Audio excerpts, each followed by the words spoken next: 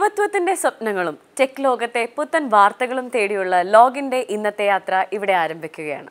ഏവർക്കും സ്വാഗതം. ജോലി കിട്ടിക്കഴിഞ്ഞാൽ നമ്മുടെ പാഷനേറ്റായ കാര്യങ്ങൾ ചെയ്യാൻ സമയമില്ല എന്ന് പറയുന്നവരാണ് നമ്മളിൽ പലരും. എന്നാൽ അങ്ങനെയുള്ളവർക്ക് ഒരു പ്രചോദനമാണ് പ്രിയ തുവശ്ശേരി എന്ന മാധ്യമപ്രവർത്തക. ഡൽഹിയിലെ മാധ്യമപ്രവർത്തനത്തിനൊപ്പം തന്നെ തൻ്റെ പാഷനായ ഡോക്യുമെൻ്ററി മേക്കിങ്ങിനും സമയം കണ്ടെത്തുന്ന പ്രിയയുടെ ഡോക്യുമെൻ്ററീസ് എല്ലാം തന്നെ വളരെ ശ്രദ്ധ നേടിയവയാണ്. പ്രിയയുടെ ഏറ്റവും പുതിയ ഡോക്യുമെൻ്ററിയായ സർവേ നമ്പർ 0യുടെ വിശേഷങ്ങളുമായാണ് ലോഗിൻ ഇന്ന് നിങ്ങൾക്ക് മുന്നിൽ എത്തിയിരിക്കുന്നത്.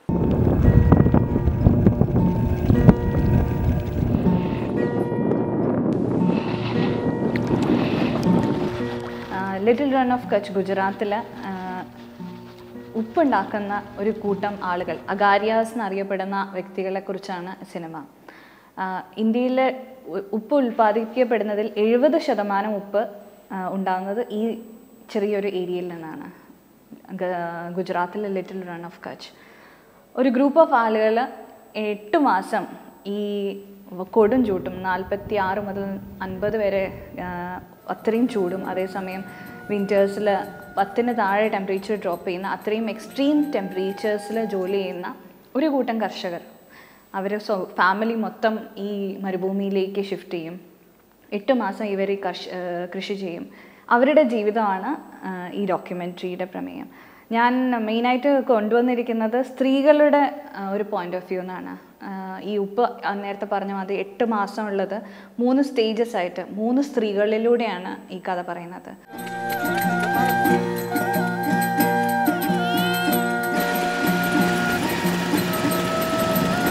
ഇന്ത്യയിൽ ഇൻഡിപെൻഡൻസ് കിട്ടിയതിന് ശേഷം ഒരു സർവേ പോലും നടക്കാത്ത ഒരു ഏരിയയാണ് ഈ ഭൂമി. ഈ അടുത്ത് ഒരു RTI ഫയൽ ചെയ്തപ്പോഴാണ് ഇത് കണ്ടെത്തിയത്. അങ്ങനെയാണ് ഇതിന് സർവേ നമ്പർ 0 എന്ന് അറിയപ്പെടുന്നത്.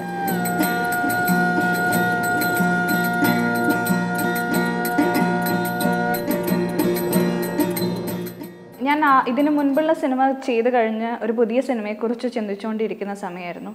ഒരു ഒക്ടോബർ ആയിരുന്നു, എനിക്കിപ്പോഴും ഓർമ്മയുണ്ട്. അപ്പം എല്ലാവരും ഗാന്ധി ജയന്തി, സോൾട്ട് സത്യാഗ്രഹ ഇതിനെക്കുറിച്ചെല്ലായിരുന്നു സംസാരിച്ചുകൊണ്ടിരുന്നത്. അപ്പോൾ അതിനെക്കുറിച്ച് കൂടുതൽ വായിച്ചപ്പോഴാണ് ഇങ്ങനെ ഉപ്പുണ്ടാക്കുന്ന ഒരു കൂട്ടം ആൾക്കാർ, അഗാരിയാസ് എന്ന് പറയുന്ന ഒരു കമ്മ്യൂണിറ്റിയെക്കുറിച്ച് വായിക്കാനിടയായത്. അപ്പോൾ എനിക്കത് ഭയങ്കര ഇൻട്രസ്റ്റിംഗ് ആയിട്ട് തോന്നി. കാരണം സ്വാതന്ത്ര്യ സമരത്തിൽ ഉപ്പെന്ന് പറയുന്നത് ഒരു പ്രൊട്ടസ്റ്റിൻ്റെ സിമ്പലായിരുന്നു. ഗാന്ധി ഉപ്പാണ് തിരഞ്ഞെടുത്തത് എല്ലാത്തിൽ നിന്നും. കാരണം അതെല്ലാവർക്കും റിലേറ്റ് ചെയ്യാൻ പറ്റുന്നൊരു സംഭവമാണ്. എല്ലാവർക്കും ഒരു മേശപ്പുറത്ത് അതില്ലാതെ പറ്റൂല. പക്ഷേ ഈ കർഷകർക്ക് അതേ ഉപ്പ് ഒരു സിമ്പലായി മാറുന്നില്ല. അപ്പോൾ അതെന്തുകൊണ്ടെന്നുള്ള രീതിയിലായിരുന്നു ഈ സിനിമയുടെ തുടക്കം. അപ്പം അങ്ങനെ ഫിലിംസ് ഡിവിഷൻ ഇത് ഫണ്ട് ചെയ്യാനായിട്ട് മുന്നോട്ട് വന്നു.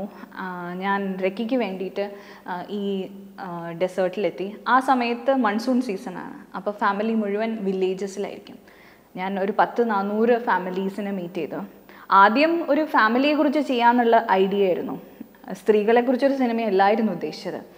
ഇവരുമായിട്ട് സംസാരിക്കുന്ന സമയത്ത് ആണുങ്ങളാണ് മുഴുവൻ സംസാരവും ചെയ്യുക. അത് കഴിഞ്ഞ് വീട്ടിനകത്തേക്ക് ചായ കുടിക്കാനായിട്ട് അവർ ക്ഷണിക്കുമ്പം പെട്ടെന്ന് ഈ സ്ത്രീകളുടെ ബോഡി ലാംഗ്വേജും അവരുടെ എല്ലാം മാറും. അവരെൻ്റെ അടുത്ത് വളരെയധികം റിലേറ്റ് ചെയ്യും. അവർ ഗുജറാത്തിയിൽ സംസാരിക്കുന്നു, ഞാൻ ഹിന്ദിയിൽ സംസാരിക്കുന്നു. ബട്ട് സ്റ്റിൽ ഞങ്ങളുടെ ഇടയിൽ എന്തോ ഒരു കെമിസ്ട്രി നന്നായി വർക്ക് ചെയ്തു.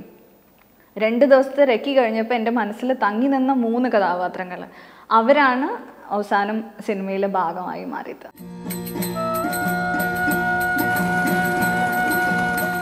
റെക്കി കഴിഞ്ഞ് 3 സ്ത്രീകളെക്കുറിച്ചുള്ള സിനിമയാണെന്ന് തീരുമാനിച്ചപ്പോൾ ഞാൻ എന്തായാലും ഉറപ്പിച്ചതാണ് ഇത് സ്ത്രീകൾ മാത്രം ഇൻവോൾവ് ചെയ്യുന്ന ഒരു പ്രോജക്റ്റ് ആയിരിക്കണമെന്ന്. കാരണം സ്ത്രീകളുടെ പ്രസൻസിൽ അവർ ഓപ്പൺ ചെയ്യുന്ന രീതി വേറെ എവിടെയും കിട്ടുന്നില്ല. കാരണം ഞാൻ പറഞ്ഞില്ലേ, അവർ നമ്മൾ എല്ലാവരുമായിട്ട് സംസാരിക്കുന്ന എല്ലാ ആണുങ്ങളുടെ കൂടി ഇരിക്കുന്ന സമയത്ത് ഇവരെല്ലാം സൈലൻ്റ് ആണ്. അതേസമയം എൻ്റെ മാത്രം പ്രസൻസിൽ അവർ വളരെയധികം ഓപ്പൺ ആവുന്നുണ്ട്. ആ ഒരു ഇത് കിട്ടാൻ വേണ്ടിയിട്ട് ക്രൂ മുഴുവൻ സ്ത്രീകളായിരുന്നു. 3 സ്ത്രീകളാണ് 3 ഇതിലും പോയത്. ക്യാമറ പേഴ്സൺ നത്താലി എന്ന് പറഞ്ഞിട്ടൊരു സ്ത്രീ, സൗണ്ട് ചെയ്തിരിക്കുന്നത് 3 സ്ത്രീകളാണ്. 3 ഷൂട്ടിന് വ്യത്യസ്തമായിട്ട് മറിയം, ഷാനറ്റ്, അതുപോലെ അമല പോപ്പുരി, 3 സ്ത്രീകൾ. മ്യൂസിക് ചെയ്തിരിക്കുന്നത് ബിന്ദു മാലിനി. എൻ്റെ കൂടെ കോ എഡിറ്റ് ചെയ്തത് റീന മോഹൻ. അപ്പം സ്ത്രീകൾ മാത്രമായിട്ട് ഒരു സ്ത്രീകളുടെ പോയിൻ്റ് ഓഫ് വ്യൂവിലാവട്ടെ ഈ ചിത്രം എന്ന് തീരുമാനിച്ചു.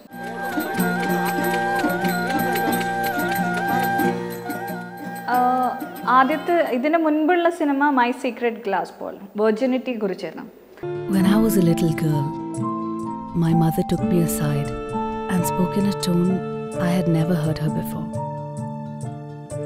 She told me about my sacred glass bowl.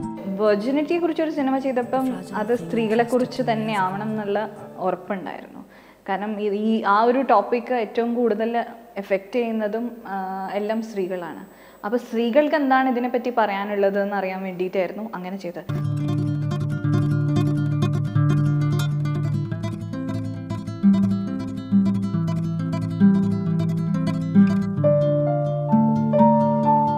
ഞാൻ 2004-2007 മാറി വാനിസിൽ പഠിക്കുന്ന സമയത്താണ് ഈ ഡോക്യുമെൻ്ററി ഫിലിംസ് ഇതിനോടൊക്കെ കുറച്ച് അറിയാനും താല്പര്യം തോന്നിയതൊക്കെ. ആ സമയത്ത് ചലച്ചിത്ര അക്കാദമി കണ്ടക്ട് ചെയ്യുന്ന ഫിലിം ഫെസ്റ്റിവലിലൊക്കെ റെഗുലറായിട്ട് ക്ലാസ്സൊക്കെ ബങ്ക് ചെയ്ത് പോകുന്ന ടൈപ്പായിരുന്നു. ഒരുപാട് റെട്രോസ്പെക്റ്റീവ്സ് അതെല്ലാം കണ്ടപ്പോൾ ഒരുപാട് ഇൻഫ്ലുവൻസ് ചെയ്തു. അപ്പോൾ ആദ്യം ഫിക്ഷനോടായിരുന്നു താല്പര്യം.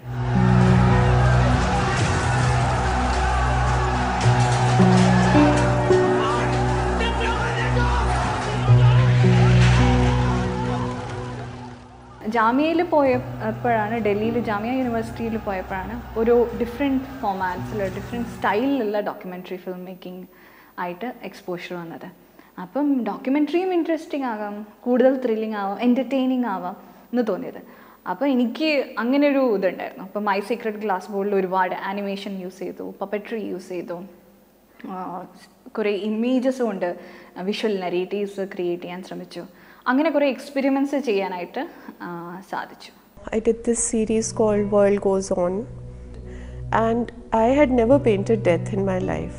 So the first painting I did was a heap of corpses, and there's a woman like a mother who's screaming and running away, you know. ഏറ്റവും ആദ്യം ചെയ്ത ഡോക്യുമെൻ്ററി 1984 സിഖ് മസാക്കർ. അതിനെ എല്ലാവരും സിഖ് റൈറ്റ്സ് എന്ന് വിളിക്കും, പക്ഷേ ഞാൻ അതിനെ സിഖ് മസാക്കർ എന്ന് വിളിക്കുള്ളൂ.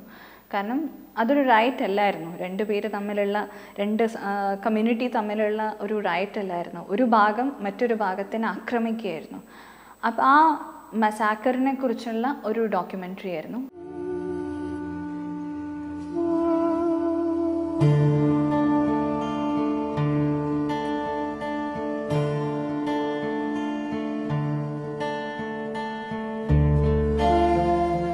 രണ്ട് ആർട്ടിസ്റ്റിൻ്റെ അവരുടെ വർക്കിലൂടെ 1984 എങ്ങനെ കാണുന്നു എന്നായിരുന്നു ആ ചിത്രം. അതൊത്തിരി ഫെസ്റ്റിവൽസിൽ തീരെ പ്രതീക്ഷിക്കാത്ത രീതിയിൽ നല്ല റെസ്പോൺസ് കിട്ടി. Mumbai international film festival, silver cone, Jaipur international festival, New York international film festival, അങ്ങനെ ഒത്തിരി സ്ഥലത്ത് അവാർഡുകൾ കിട്ടാൻ സാധിച്ചു.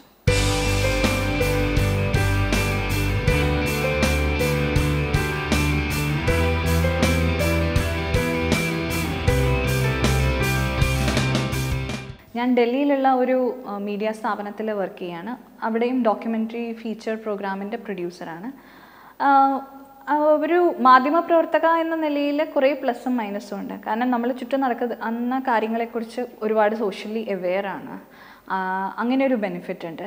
അതേസമയം നമ്മൾ ഡെയിലി റുട്ടീനായിട്ട് കാര്യങ്ങൾ പ്ലാൻ ചെയ്യാനും എക്സിക്യൂട്ട് ചെയ്യാനും എല്ലാം നമുക്ക് പരിശീലനം ഉള്ളതുകൊണ്ട് അത് ഫിലിം മേക്കിങ്ങിനെ ഒരുപാട് സഹായിക്കും. അതേസമയം നെഗറ്റീവ് എന്ന് പറയുന്നത് നമുക്കൊരു 24 hours ജോലിയുണ്ട്, അതിൻ്റെതായ റെസ്പോൺസിബിലിറ്റി കാര്യങ്ങളുണ്ട്. ഒപ്പം ഇതും കൂടി മാനേജ് ചെയ്യുക എന്ന് പറയുന്നത് ഒരു വലിയ ടീഡിയസ് ടാസ്ക്കാണ്.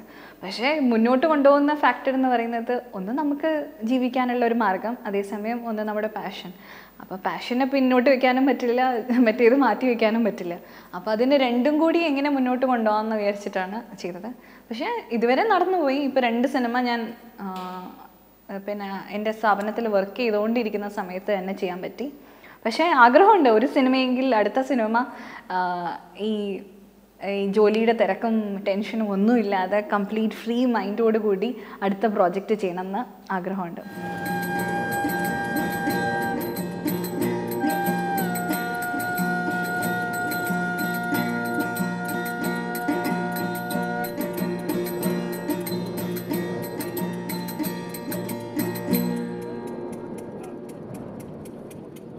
ഇപ്പോൾ ഒരു ഫീച്ചർ ഡോക്യുമെൻ്ററിയെ കുറിച്ചിട്ട് ചിന്തിക്കുകയാണ്.